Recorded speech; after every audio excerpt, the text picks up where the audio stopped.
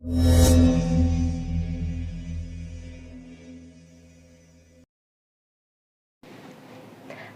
And welcome back to lemons medicine.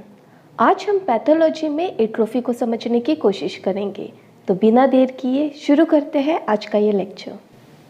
Atrophy यानी reduction of the number and size of parenchymal cells of an organ और its part which was once normal. अब इसका basic मतलब यही है कि atrophy में सेल के साइज और नंबर दोनों ही कम हो जाते हैं। अब ऑब्वियस ये बात है कि नंबर और साइज दोनों ही अगर कम हो चुके हैं तो इसका मतलब फंक्शन भी कम होगा, क्योंकि वो ऑर्गन बिना सेल्स के फंक्शन तो करेगा नहीं। अब अगर आपको पहले वाला लेक्चर याद होगा तो उसमें हमने हाइपरप्लेसिया और हाइपरट्रॉफी की पैथोलॉजी डिस्कस की थी। हाइपरप्लेसिया यानी सेल का नंबर इंक्रीज हो जाता है और हाइपरट्रॉफी यानी सेल का साइज इंक्रीज होता है। पर एट्रोफी का मतलब सिर्फ साइज से नहीं बल्कि साइज और नंबर दोनों से है। अब एक बात पर हमेशा ध्यान देना कि एट्रोफी सिर्फ उस पार्ट या ऑर्गन में हो सकती है जो पहले नॉर्मल था, यानी पूरी तरह से डेवलप था। अगर कोई पार्ट अच्छे से ग्रो नहीं हो पाता है, जो भी वजह हो, अगर उसकी साइज़ छोटी रह जाती है, उसके नंबर ऑफ सेल्स कम रह जाते हैं, तो उसे हम एट्रोफी नहीं कहेंगे, उसे हम हाइपोप्लेसिया कहते हैं, जो नॉर्मली डेवलपमेंटल डिफेक्ट के कारण हो जाता है। अब अगर विकास के वक्त या डेवलपमेंट के वक्त ये विकास हो ही नहीं पाता और जो आरंभ के सेल्स थे या टिश्यूज़ थे वो रह जाते हैं, तो हम उसे एप्लेसिया यानी एब्सेंस ऑफ डेवलपमेंट कहते हैं। अब एट्रोफी के कारणों की बात करें तो हाइपरप्लेसिया और हाइपरट्रॉफी की तरह ये भी फिजियोलॉजिकल और पैथोलॉजिकल कारणों से हो सकते हैं। फिजियोलॉजिकल एट्रोफी ये वृद्ध लोगों में बढ़ती उम्र के साथ देखा जाता है। फिजियोलॉजिक एट्रोफी हमारे शरीर के उम्र में बढ़ने की एक नॉर्मल प्रक्रिया है, जिसमें वक्त के साथ साथ आपके शरीर के कुछ अंग कम होने या काम करना बंद कर देते हैं। अब जैसे ओवर यूज़ करने पर ऑर्गन हाइपरट्रॉफी हो जाते हैं, वैसे ही कम इस्तेमाल में लाए जाने वाले ऑर्गन्स एट्रोफी हो जाते हैं। तो इसमें एग्जाम्पल है हमारे लिम्फॉइड टिश्यूज़, जो उम्र के साथ साथ धीरे धीरे एट्रोफी यानी साइज, नंबर और फंक्शन तीनों में कम हो जाते हैं। एट्रोफी का एक अच्छा एग्जाम्पल तो थाइमस ग्लैंड भी होता है।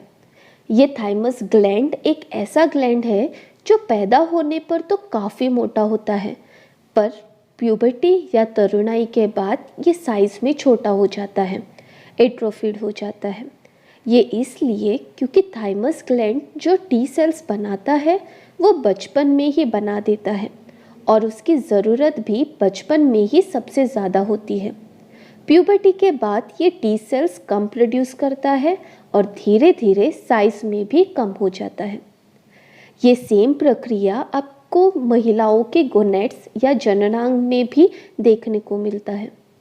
मेनोपॉज यानी जब महिलाओं में पीरियड्स आना बंद हो जाते हैं, जब सारे अंडे महिलाओं के शरीर से निकल जाते हैं, तब इन गोनेट्स का कोई काम नहीं होता और वो फिर धीरे धीरे एट्रोफिड हो जाते हैं। ब्रेन के टिश्यूज़ भी बढ़ती उम्र के साथ धीरे धीरे एट्रोफिड हो जाते हैं। वैसे भी ब्रेन के कई ऐसे हिस्से हैं जो बिना इस्तेमाल के धीरे धीरे साइज में घटने लगते हैं। बढ़ती उम्र के साथ साथ हमारे बोन का ये ट्रेबेक्युलर मेशवर्क भी घट जाता है। अगर ये घट गया तो आपके बोन जो है वो सॉफ्ट हो जाएंगे। अब ये तो सारे नॉर्मल प्रक्रिया है जिसमें एट्रोफी होना नॉर्मल सी बात है। ये आपके फिजियोलॉजिकल काम या आपके बढ़ती उम्र के साथ जो आपका काम कम हो जाता है ऑर्गन का, उसके वजह से होने वाली चेंजेस है। तो ये नॉर्मल चेंजेस कहलाए जाते हैं और ये हम एक्सपेक्ट भी करते हैं। बट अब हम डिस्कस करेंगे पैथोलॉजिक एट्रोफी, यानी वो एट्रोफी जो बीमारी के वजह से होती है। ये बीमारियों के या इंजरी के असर से होता है और इसके प्रोसेस का मूलभूत कारण कोई बीमारी ही होती है। अब इसमें starvation, ischaemic, disuse, neuropathic, endocrine, pressure और इडियोपैथिक प्रकार के ये पैथोलॉजिक एट्रोफी होते हैं और इनको अब हम डिटेल में डिस्कस करेंगे। स्टारवेशन एट्रोफी, जैसा नाम वैसा इसका कॉज। ये स्टारवेशन यानी भूख के वजह से होता है। अब ये भूख सेल्यूलर लेवल की भूख होती है, यानी जहाँ पर सेल्स को किसी भी वजह से ग्लूकोज या फैट नहीं मिल पाता। जैसे जो डाइटिंग करते हैं या भूखे रहते हैं, जिन्हें एनोरेक्सिया जैसी प्रॉब्लम होती है, तो उन्हें ये एट्रोफी होने के चांसेस होते हैं। अगर कभी आपने एनोरेक्सिया पेशेंट देखा होगा तो आपने देखा होगा कि उनके मसल्स जो है वो काफ़ी एट्रोफीड हो जाते हैं। अब जब सेल्स को कार्बोहाइड्रेट्स और फैट की कमी हो जाती है, तब वो प्रोटीन्स को एनर्जी तैयार करने के लिए इस्तेमाल करते हैं। इस वजह से उस सेल का साइज घट जाता है और कुछ सेल्स भूख के वजह से मर भी जाते हैं, जिस वजह से उस ऑर्गन या टिश्यू में एट्रोफी देखने को मिलती है। तो ये कैंसर में भी आपको देखने को मिलेगा, जहाँ पर मसल्स जो है वो एट्रोफी हो जाते हैं। इसको हम कैकेक्सिया कहते हैं। उसी तरह बहुत बीमार व्यक्ति में भी आपको ये स्टार्वेशन एट्रोफी देखने को मिलती है। तो अब बात करते हैं इश्चेमिक एट्रोफी की। ये टिश्यू या ऑर्गन में ब्लड सप्लाई कम होने के कारण से होती है। जब किसी भी ऑर्गन या टिश्यू में ब्लड सप्लाई कम हो जाता है, तब उस ऑर्गन में इश्चीमिया हो जाता है। इस वजह से सेल्स की साइज कम होने लगती है और इसी वजह से ये इश्चीमिया भी होता है। अब ये ब्लड वेसल्स में क्लॉट से ब्लॉकेज होने की वजह से या फैट के डिपॉजिशन के वजह से हो सकता है। ब्लड वेसल्स में फैट के डिपॉजिशन को मेडिकल टर्म में हम आर्थेरोस्क्लेरोसिस कहते हैं। अब इश्चेमिक एट्रोफी का एग्जाम्पल की अगर बात करें तो इसमें रीनल आर्टरी के आर्थेरोस्क्लेरोसिस के वजह से किडनी में जो एट्रोफी देखने को मिलती है वो आता है। वैसे ही सेरेब्रल आर्थेरोस्क्लेरोसिस के वजह से ब्रेन के टिश्यू में भी एट्रोफी देखने को मिलती है। चलिए चलते हैं अब मेरे फेवरेट एट्रोफी की तरफ, जो है डिसयूज एट्रोफी। डिसयूज यानी किसी भी चीज़ को इस्तेमाल न करना। तो जब भी कोई ऑर्गन इस्तेमाल में नहीं आता है बहुत देर तक, तब वो ऑर्गन या टिश्यू एट्रोफीड हो जाते हैं। तो अगर हमने अपना ब्रेन यूज़ करना बंद कर दिया तो वो भी एट्रोफीड हो जाएगा।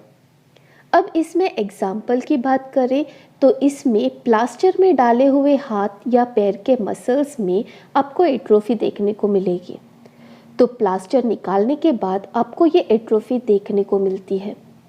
ये इसलिए होता है क्योंकि उस मसल को बहुत टाइम से इस्तेमाल में नहीं लाया गया था, प्लास्टर के वजह से। पैनक्रियास में भी एट्रोफी देखने को मिलती है जब पैनक्रियाटिक डक्ट बंद हो जाता है और इस्तेमाल में नहीं आता। न्यूरोपैथिक एट्रोफी, ये वो एट्रोफी है जो नर्व सप्लाई का मसल या ऑर्गन में ब्लॉकेज होने से होती है। तो इसमें नर्व इम्पल्सेस या मैसेजेस ऑर्गन्स या मसल्स तक नहीं पहुंच पाते, जिस वजह से एट्रोफी हो जाती है। इसमें मसल वेस्टिंग देखने को मिलती है, जिसमें मसल्स की साइज घटने लगती है। अब बहुत सारे नर्वस सिस्टम डिसऑर्डर्स में ये हो सकता है, एस्पेशली अगर न्यूरोमस्कुलर जंक्शन अफेक्ट हुआ हो तो कुछ एग्जाम्पल्स जिसमें न्यूरोपैथिक एट्रोफी होती है वो है पोलियो, मोटर न्यूरॉन की बीमारी या फिर नर्व का कट जाना। अब चलते हैं एंडोक्राइन एट्रोफी की तरफ।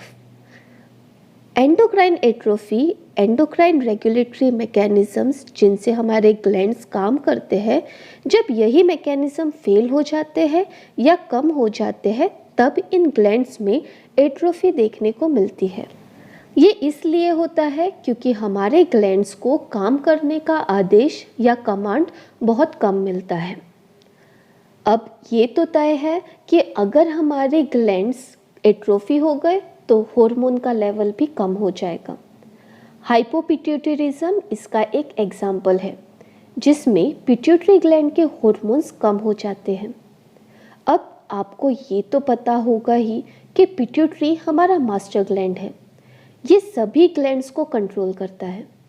अगर इसी के हॉर्मोन्स कम हो गए तो बाकी सारे ही ग्लैंड्स के हॉर्मोन भी ऑटोमेटिकली कम हो जाएंगे, क्योंकि ग्लैंड्स को हॉर्मोन्स प्रोड्यूस करने का आदेश पिट्यूटरी के हॉर्मोन्स देते थे। अब क्योंकि ना पिट्यूटरी ग्लैंड काम कर रहा है और ना ही उसके प्रभावित बाकी ग्लैंड्स काम कर रहे हैं, तो धीरे धीरे पिट्यूटरी, थायराइड, एड्रिनल ग्लैंड और गोनेड्स, इन सभी ग्लैंड्स में एट्रोफी देखने को मिलेगी। हाइपोथायरॉयडिज्म यानी थायराइड हार्मोन का कम हो जाना, इसमें भी इस हार्मोन की कमी की वजह से स्किन में एट्रोफी देखने को मिलती है। प्रेशर एट्रोफी बिनाइन ट्यूमर्स या सिस्ट या एन्यूरिज्म्स के वजह से जब किसी टिश्यू या ऑर्गन पर दबाव पड़ता है, तब उस दबाव या प्रेशर के वजह से वो टिश्यू या ऑर्गन एट्रोफिड हो जाता है और इसे हम प्रेशर एट्रोफी कहते हैं। एन्यूरिज्म यानी जो एबनॉर्मल डायलेशन हो जाता है किसी भी आर्टरी में और जो ऐसे दिखता है। तो प्रेशर एट्रोफी में टिश्यू या ऑर्गन्स पर प्रेशर पड़ने से वो होता है। इसका एग्जाम्पल है स्पाइन के नसों के ट्यूमर के वजह से स्पाइन का इरोड होना, स्कल का मेनिंजियोमा के वजह से इरोड होना। ये आपके ब्रेन के मेनिंजियल लेयर का ट्यूमर होता है जो स्कल से बार बार घिसने से स्कल जो है वो छिल जाता है या इरोड होता है। स्टर्नम, ये जो हमारे रिब्स के बीच वाला बोन है, वो भी अओर्टा के एन्यूरिज्म के वजह से छिल सकता है या इरोड हो सकता है। अब लास्ट टाइप की एट्रोफी वो एट्रोफी है जिसका कोई कारण नहीं होता, वो अपने आप ही हो जाती है बिना किसी वजह से। चलिए अब ब्रीफली डिस्कस करते हैं एट्रोफी के मॉर्फोलॉजिक फीचर्स को। तो एट्रोफी किसी भी रीज़न से क्यों ना हुआ हो, उसकी मॉर्फोलॉजी सेम रहती है। इसमें ऑर्गन साइज में छोटा हो जाता है और सिकुड़ जाता है। ये सेल्स साइज में तो छोटे होते हैं पर मरे हुए नहीं होते। सेल साइज के सिकुड़ने के वजह से सेल के बाकी सारे अंग घट जाते हैं, स्पेशली माइटोकॉन्ड्रिया, मायोफिलामेंट्स और एंडोप्लाज्मिक रेटिकुलम। इन सेल्स में एक चीज़ जो बढ़ जाती है वो होती है ऑटोफेजिक वैक्यूल्स, जो सेल के साइटोप्लाज्म में रेजिडुअल बॉडीज बनाती है। तो ये तो था एट्रोफी। आई होप आपको लेक्चर समझ में आया हो और आपके लिए ये यूज़फुल भी हो। ऐसे ही और जानकारी के लिए प्लीज़ चैनल को सब्सक्राइब कीजिए। प्लीज़ वीडियो को लाइक, शेयर और सब्सक्राइब ज़रूर कीजिए। मिलते हैं नए वीडियो के साथ, तब तक के लिए सी यू सून।